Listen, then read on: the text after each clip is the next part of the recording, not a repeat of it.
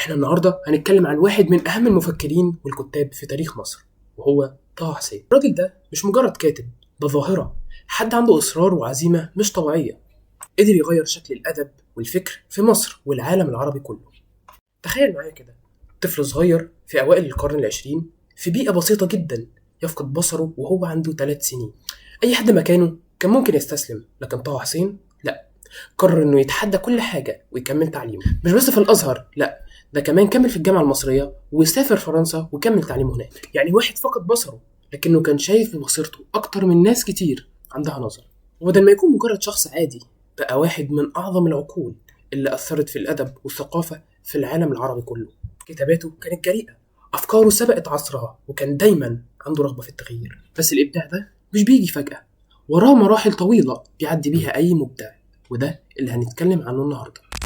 اول مرحله في الابداع عند اي حد هي التحضير، ودي كانت اهم حاجه عند طه حسين. الراجل ده كان عنده حب للقراءه بطريقه مش طبيعيه، ما كانش بيقرا بس عشان ياخد معلومات، كان بيحلل كل حاجه وبيقارن وبيدور على المعاني العميقه. يعني مثلا وهو بيدرس الادب العربي ما كانش بيكتفي بحفظ الشعر الجاهلي زي ما كانت الناس بتعمل، لا ده بدا يسال هل الشعر ده حقيقي ولا متاثر بحاجات تانية، هل كان في تطور في اللغه. اسئله زي دي هي اللي خلت كتاباته مختلفه. غير كده كان مهتم بالفكر الغربي والفلسفي، وده خلى عنده طريقه تفكير مش تقليديه. بعد ما يقرأ ويتعلم كان بيدخل في مرحلة الحضانة أو الانكيوبيشن، ودي المرحلة اللي كان بيستوعب فيها كل اللي قرأه. بس مش مجرد استيعاب، ده كان بيعيش معاه، كان بيسيب الأفكار تاخد وقتها في دماغه، يحللها ويربط بينها وبين حاجات تانية لحد ما توصل للمرحلة اللي تقدر تتحول فيها لكتابات فعلية.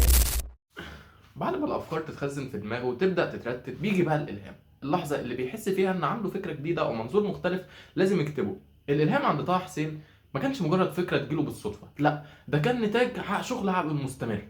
وده ظهر في كتاباته زي مثلا قصه الايام اللي مش مجرد قصه حياته، لا كانت رساله لكل واحد عنده ظروف صعبه انه يقدر يتحدى اي حاجه ويوصل لحلمه. بس الالهام لوحده ما بيكفيش، لازم يجي بعده التنفيذ، ودي من اقوى مراحله. طه حسين ما كانش مجرد كاتب بيعتمد على الموهبة، لا كان بيشتغل على كتاباته بجد. كان عنده التزام صارم بالكتابة، وكان بيقعد يراجع ويعدل في النصوص لحد ما تبقى بأفضل صورة ممكنة. وده اللي خلى كتبه تفضل موجودة مؤثرة لحد النهاردة.